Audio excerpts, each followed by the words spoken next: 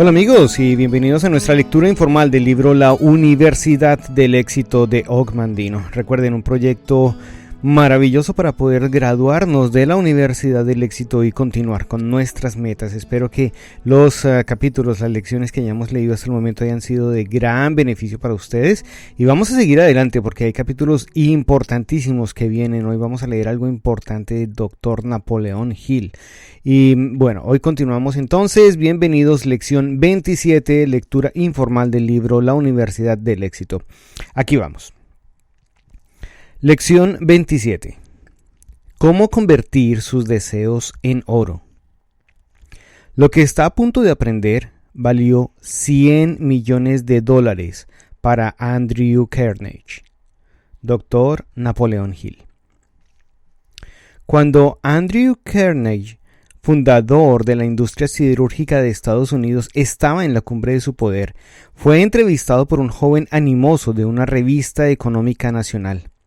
Durante la entrevista, Carnegie fue dejando caer insinuaciones sobre un misterioso poder maestro que utilizaba, una mágica ley mental, un principio psicológico muy poco conocido que podía obrar maravillas. Napoleón Hill escuchó atentamente mientras Carnegie señalaba que a partir de aquel único principio había construido la filosofía de todo su éxito personal. Se midiera en términos de dinero, poder, posición, prestigio, influencia o fama. ¿Cuál era el secreto de Carnegie? Napoleón Hill acabó por incluirlo en su libro que se ha convertido en el libro sobre éxito más vendido del mundo, Think and Grow Rich. Piense y hágase rico. Esta lección tomada de este clásico trata de la aplicación de la fórmula mágica de Carnegie en lo que se refiere a la riqueza, aunque le ayudará a conseguir cualquier meta que la desee con todas sus fuerzas. Andrew Carnegie estaba convencido de que mucho de lo que se enseña en las escuelas no sirve para nada a la hora de ayudar a una persona a ganarse la vida o a acumular riqueza. Creía sinceramente que si su fórmula se enseñara en las escuelas y colegios, revolucionaría todo el sistema educativo. Lamentablemente, su esperanza nunca se vio realizada, pero nos sentimos orgullosos de incluir su secreto en la Universidad del Éxito. ¿Funcionará para usted? Solo usted puede responder a esa pregunta. Recuerde, no hay limitaciones para su mente, salvo aquellas que usted mismo se imponga. Cuando Edwin C. Burns se bajó del tren de carga del East Orange, New Jersey, hace más de 50 años, parecía un vagabundo, pero sus pensamientos eran los de un rey. Mientras caminaba desde la estación a la oficina de Thomas A. Edison, su mente trabajaba a toda marcha. Se veía ante la presencia de Edison, se escuchaba a él mismo mientras le pedía a Edison una oportunidad para hacer realidad la obsesión que le consumía, el ardiente deseo de convertirse en socio del gran inventor. El deseo de Burns no era una esperanza, era un anhelo. Era un deseo que trascendía todo lo demás, era definitivo. Unos cuantos años más tarde, Edwin C. Burns volvía a estar ante la presencia de Edison en la misma oficina donde se había encontrado por primera vez con el inventor. Esta vez, su deseo se había convertido en realidad. Era socio de Edison. El sueño dominante de su vida se había vuelto realidad. Burns tuvo éxito porque escogió una meta definida y respaldó dicha meta con toda su energía, toda su fuerza de voluntad y todos sus esfuerzos. La retirada no es una opción. Pasaron 5 años antes de que se le presentara la oportunidad que había estado buscando. Para todos los demás, a excepción de él mismo, no parecía más que otro engranaje en la fábrica de Edison, pero en su mente era el socio de Edison a cada minuto desde el primer día que entró a trabajar allí. Es un ejemplo notable del poder de un deseo bien definido. Barnes alcanzó su meta porque quería ser socio del señor Edison más que cualquier otra cosa. Trazó un plan para conseguir su propósito, pero quemó todos los puentes a su paso. Se mantuvo firme en su deseo hasta que se convirtió en la obsesión dominante de su vida y finalmente en una realidad.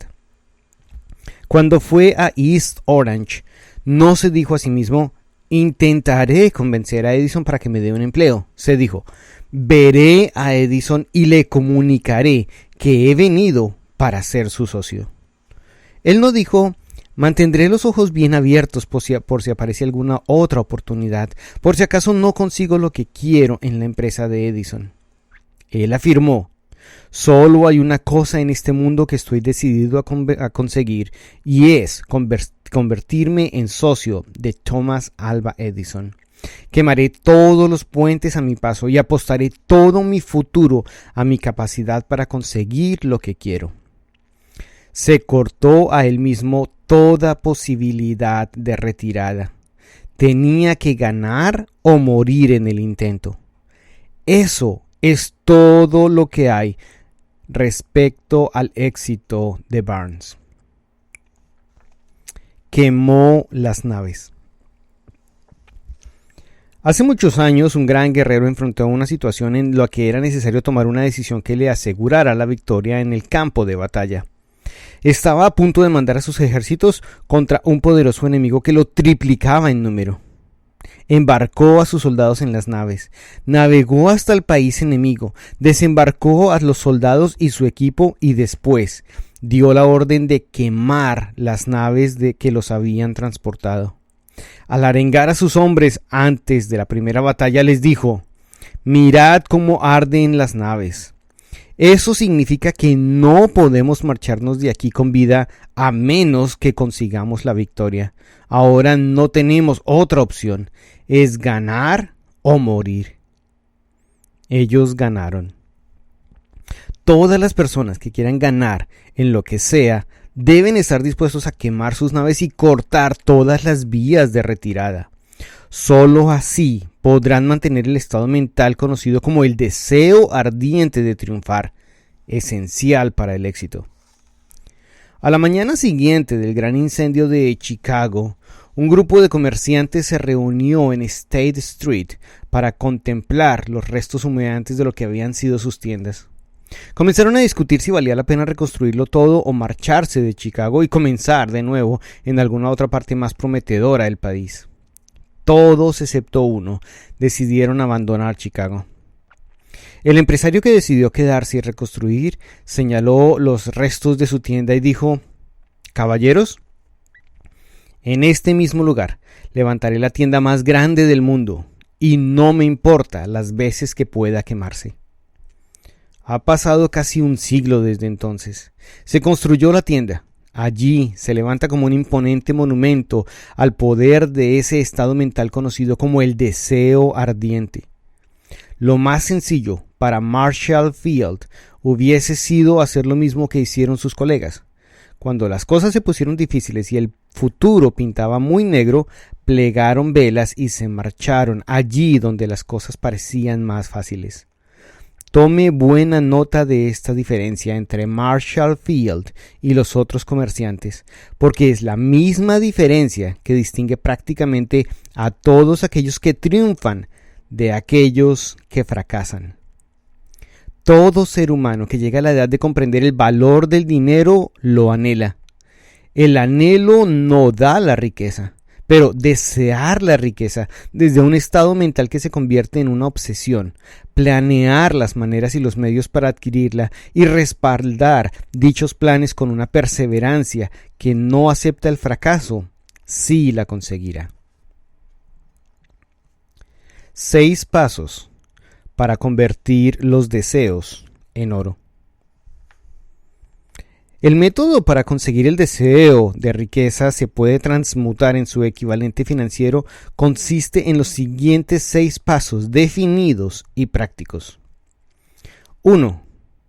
Fije en su mente la cantidad exacta de dinero que desea. No basta con decir quiero mucho dinero. Sea preciso en cuanto a la cantidad. 2. Determine exactamente lo que usted pretende dar a cambio del dinero que recibe. Recuerde, no existe eso de algo por nada. 3. Establezca la fecha definitiva en la que pretende tener el dinero que necesita. 4.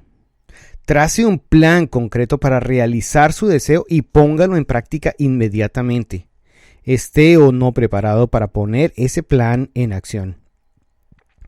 5. Escriba en términos claros y concisos la cantidad de dinero que pretende conseguir. Cite la fecha límite para conseguirlo. Apunte lo que usted está dispuesto a dar a cambio y describa claramente el plan que empleará para conseguirlo. 6. Lea este escrito en voz alta 2 veces al día. Una antes de irse a la cama y la otra inmediatamente después de levantarse por la mañana. Mientras lee, véase a usted mismo, sienta y crea que ya tiene el dinero. Es importante que siga las instrucciones descritas en estos 6 pasos. Sobre todo es importante que cumplan las instrucciones del 6º paso. Quizá usted se queje de que le resulta imposible verse en posesión del dinero antes de tenerlo en realidad. Aquí es donde el deseo ardiente acudirá en su ayuda. Si usted de verdad desea el dinero con tanta ansia que su deseo se ha convertido en una obsesión, no tendrá dificultades para convencerse a usted mismo de que lo conseguirá. El objetivo es querer dinero y estar tan decidido a tenerlo que se convencerá a sí mismo de que sí lo tendrá. Unos principios que valen $100 millones. Para los no iniciados, aquellos que no han aprendido los principios del funcionamiento de la mente humana, estas instrucciones podrán parecerles poco prácticas. Podría serles de ayuda a todos aquellos que no han sido capaces de reconocer la validez de los 6 pasos. Saber que la información que transmiten fue recibida directamente de Andrew Carnegie, quien comenzó como peón en una fundición, pero que logró, a pesar de haber comenzado desde lo más bajo, que estos principios le proporcionaran una fortuna que supera holgadamente los $100 millones. También le será de ayuda saber que los 6 pasos aquí recomendados fueron estudiados cuidadosamente por Thomas Alva Edison, quien puso su sello de aprobado por ser no solo los pasos esenciales para la acumulación del dinero, sino para el logro de cualquier meta. Los pasos no exigen trabajar duro, no reclaman ningún sacrificio, no piden que uno haga el ridículo o sea crédulo. Para aplicarlos no hace falta tener mucha formación académica, pero la aplicación correcta de estos 6 pasos requiere la imaginación que nos permita ver y comprender que la acumulación de dinero no se puede dejar en manos de la casualidad, la buena fortuna o la suerte. Debemos comprender que quienes acumularon grandes fortunas primero soñaron, anhelaron, desearon, confiaron y planearon antes de conseguir el dinero. Más vale que aprenda, aquí y ahora, que nunca podrá tener grandes riquezas, a menos que consiga sentir un deseo ardiente por el dinero y llegar a creer que lo tendrá. Los grandes sueños se pueden convertir en riquezas. Aquellos que participamos en la carrera por hacernos ricos, tendríamos que sentirnos animados al saber que este mundo siempre cambiante en el que vivimos está reclamando nuevas maneras de hacer cosas, nuevos líderes, nuevas invenciones, nuevos métodos de enseñanza, nuevos sistemas de comercialización, nuevos libros, nuevas series de televisión, nuevas ideas para las películas. Detrás de esta demanda de cosas nuevas y mejores, hay cualidades que debemos tener para alcanzar el éxito.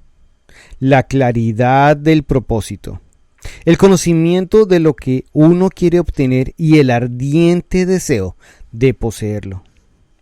Los que queremos acumular riquezas debemos recordar que los verdaderos líderes del mundo siempre han sido hombres que han sabido dominar y dar un uso práctico a las fuerzas invisibles, intangibles de la oportunidad no nacida, y han convertido dichas fuerzas o impulsos del pensamiento en rascacielos, ciudades, fábricas, aviones, automóviles y todo tipo de comodidades para hacer la vida más agradable.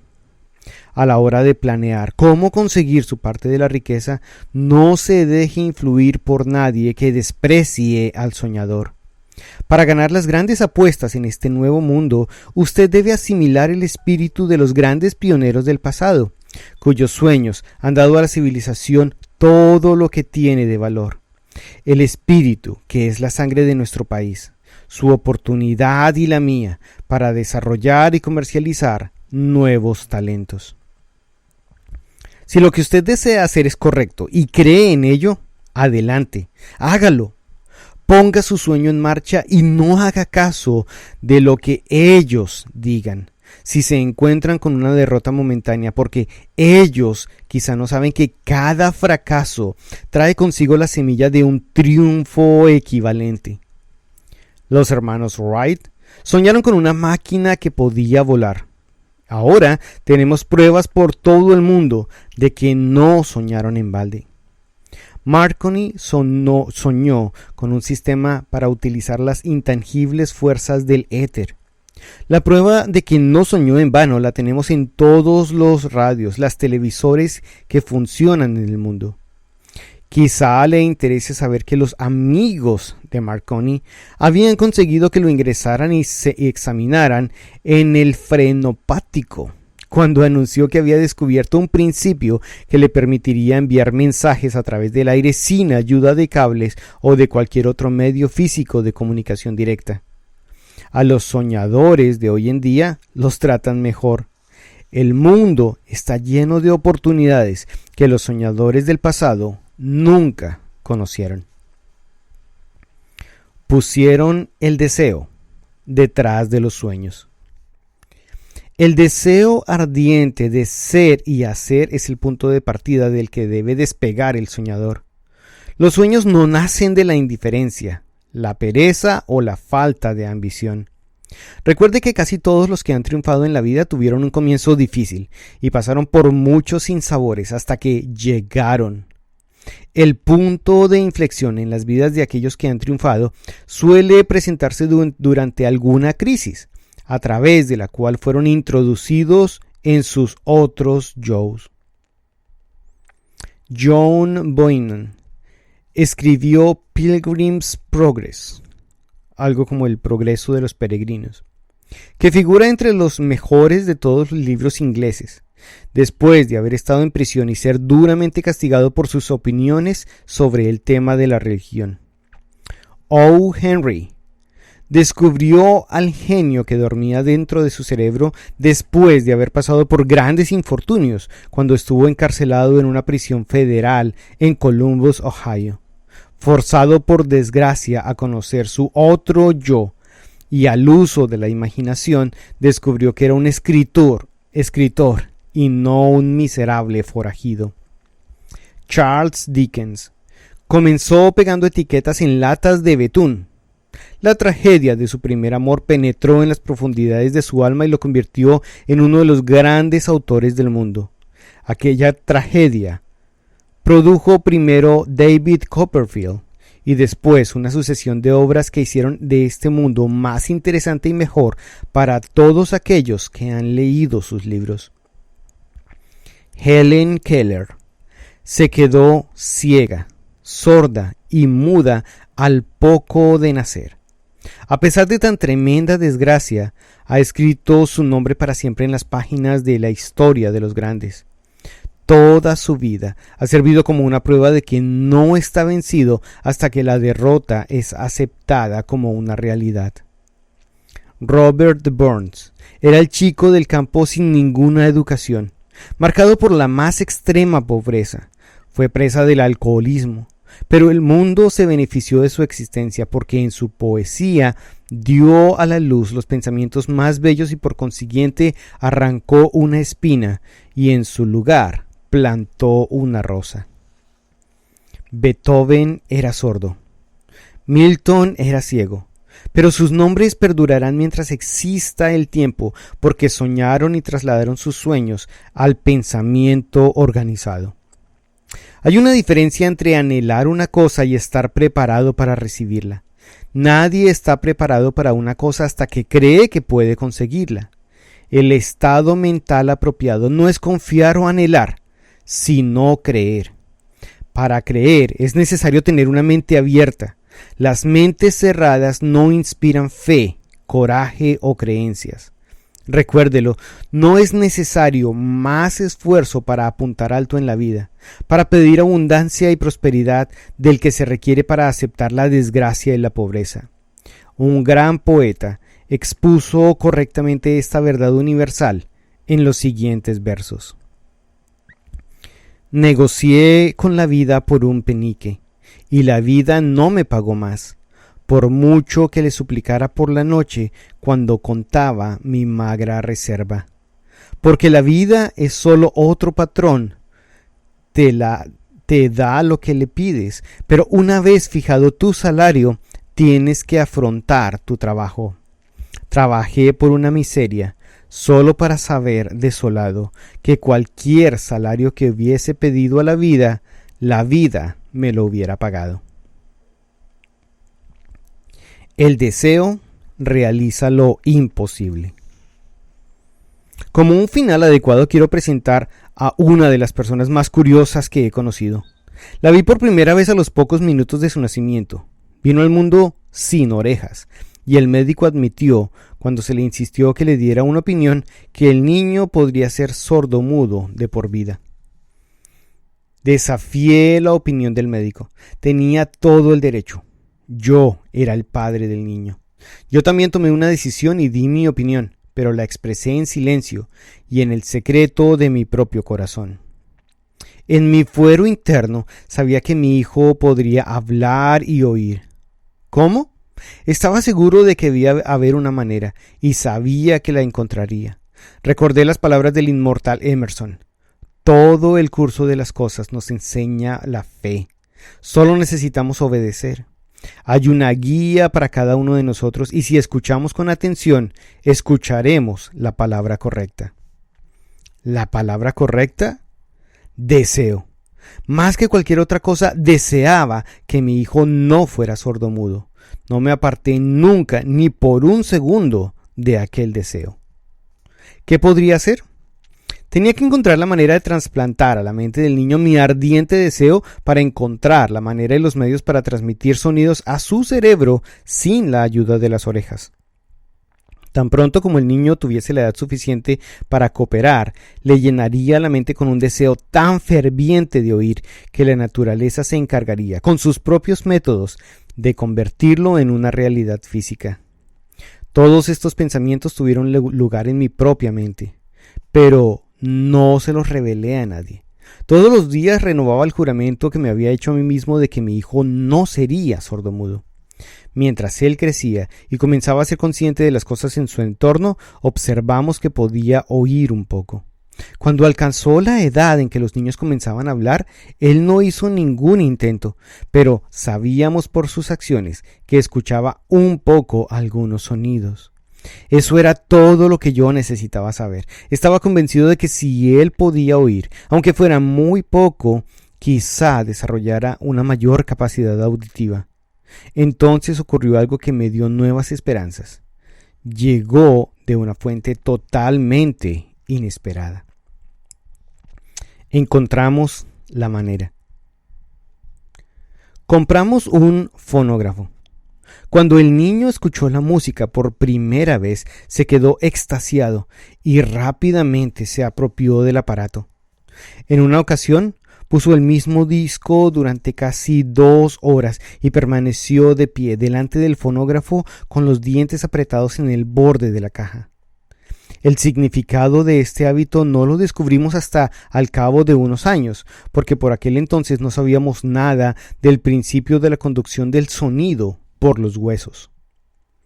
Poco después de que se hiciera con el fonógrafo, descubrimos que se podía oír con bastante claridad cuando le hablaba con los labios pegados al mastoide en la base del cráneo.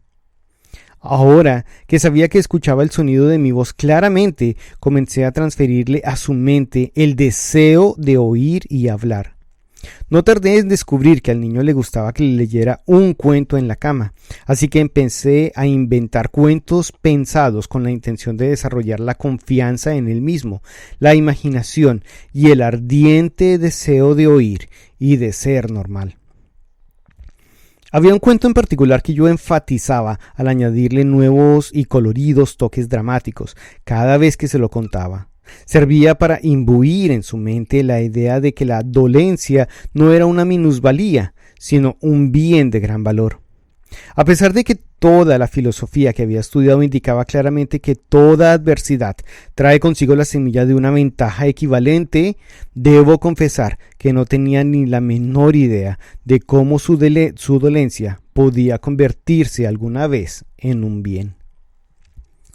Nada podía detenerlo. Cuando al cabo de los años analizo aquella experiencia, veo que la fe de mi hijo en mí tuvo mucho que ver con los sorprendentes resultados. No puso en duda nada de lo que le dije.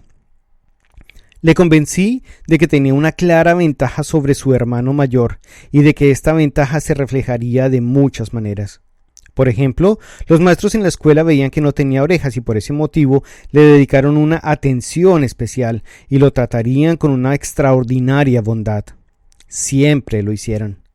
Le transmití la idea de que cuando tuviera la edad para vender periódicos, su hermano mayor se había convertido en todo un experto en el tema de los periódicos, él le llevaría una gran ventaja a su hermano, por la sencilla razón de que los clientes le pagarían más por sus productos porque verían que era un chico listo y diligente, a pesar de no tener orejas.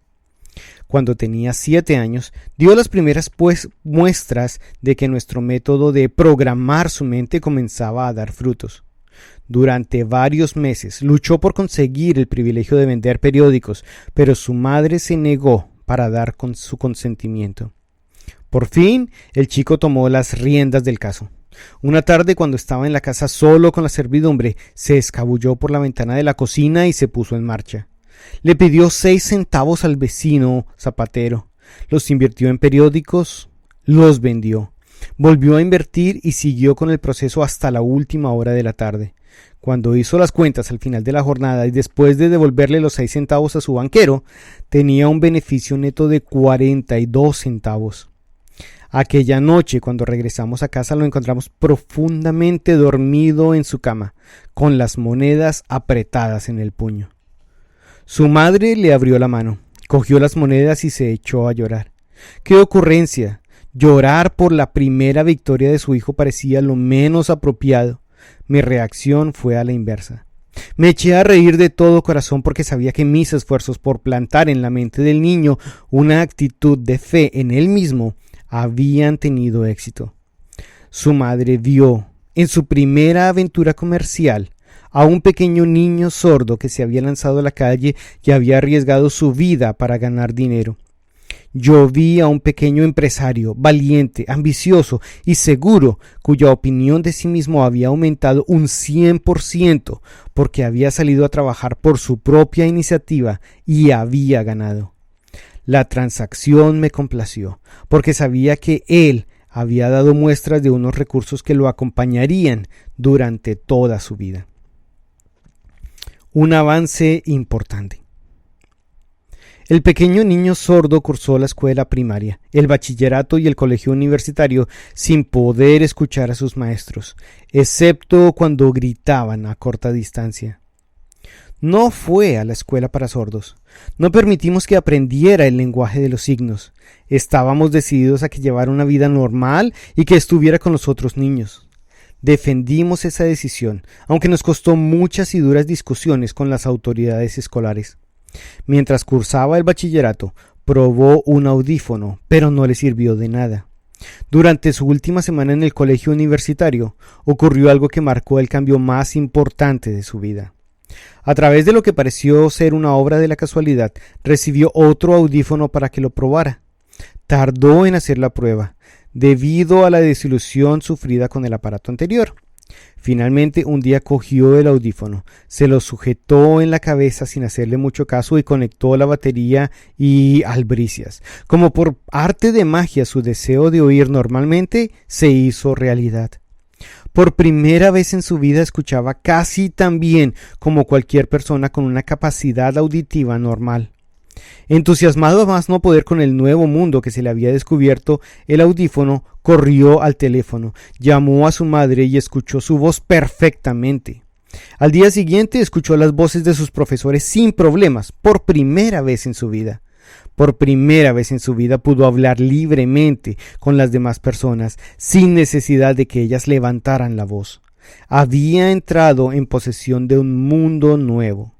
El deseo había comenzado a dar sus dividendos, pero faltaba algo para que la victoria fuera completa.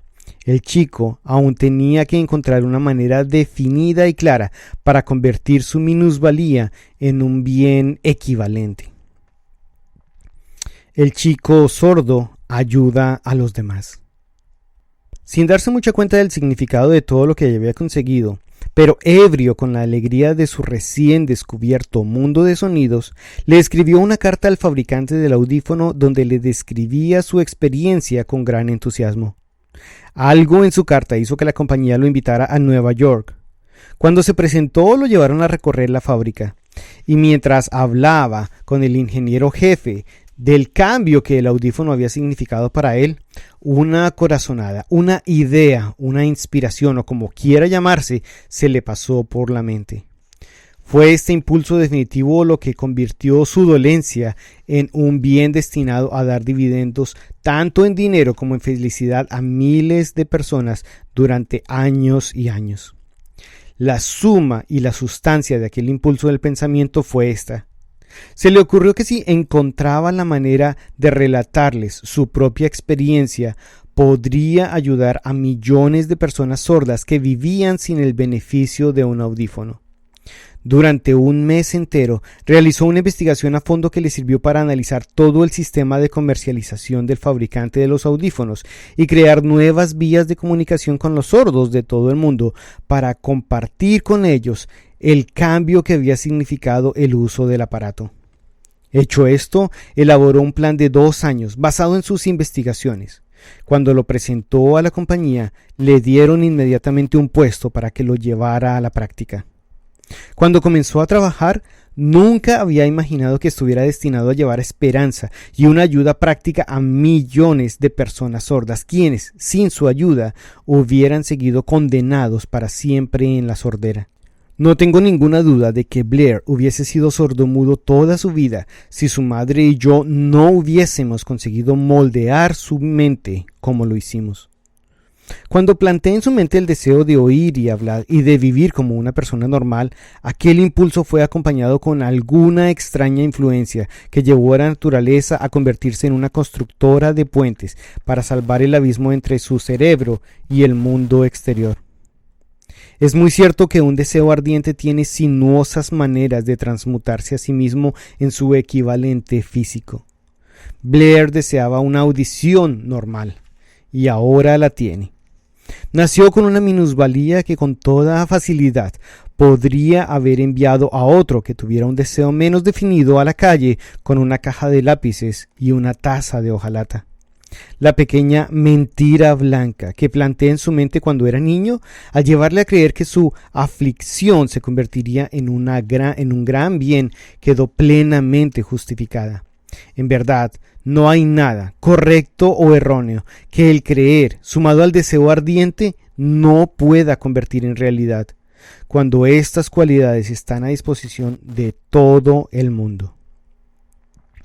El deseo obró maravillas en un cantante. Un párrafo de una noticia referente a Madame Ernestine Schumann-Heink nos da la clave sobre la maravillosa carrera de esta mujer notable como cantante. Cito el párrafo porque la clave que contiene no es otra que el deseo. En los inicios de su carrera, Madame Ernestine Schumann-Heink visitó al director de la Ópera de Viena para hacer una prueba de voz. Él no se la hizo. Después de echarle una ojeada a la muchacha torpe y mal vestida, exclamó sin muchos miramientos: Con esa cara y sin ninguna personalidad, ¿cómo esperas triunfar en la ópera? Vamos, muchacha, renuncia a esa idea. Compra una máquina de coser y ponte a trabajar. Nunca serás una cantante. Nunca es mucho tiempo. El director de la ópera de Viena sabía mucho de la técnica del canto, pero muy poco del poder del deseo cuando se convierte en una obsesión. Si hubiese sabido un poco más de ese poder, no hubiera cometido la equivocación de condenar el genio sin darle una oportunidad. Hace unos cuantos años, uno de mis socios cayó enfermo. Fue empeorando y finalmente lo ingresaron en un hospital para operarlo. El médico me advirtió que había poquísimas probabilidades de que volviera a verlo con vida. Pero aquella era la opinión del médico, no era la opinión del paciente. Antes de que se lo llevaran al quirófano me susurró débilmente: «No te preocupes, saldré de aquí dentro de unos días». La enfermera me miró con una expresión piadosa. Pero el paciente salió con bien. Cuando todo se acabó, el médico comentó: «Nada excepto su deseo de vivir lo salvó. Nunca hubiese salido con vida si no se hubiera negado a aceptar la posibilidad de la muerte». Creo en el poder del deseo, respaldado por la fe, porque he visto cómo su poder eleva a los hombres de sus más humildes principios a la riqueza y el poder. Lo he visto privar de sus víctimas a las tumbas. Lo he visto servir como medio para que unos hombres derrotados de 100 maneras diferentes acabaran triunfando. Lo he visto dar a mi propio hijo una vida normal, feliz y llena de éxito, a pesar de que la naturaleza lo envió al mundo sin orejas. A través de algún extraño y poderoso principio de química mental que ella nunca ha divulgado, la naturaleza protege el impulso del deseo ardiente que no reconoce la palabra imposible ni acepta el fracaso.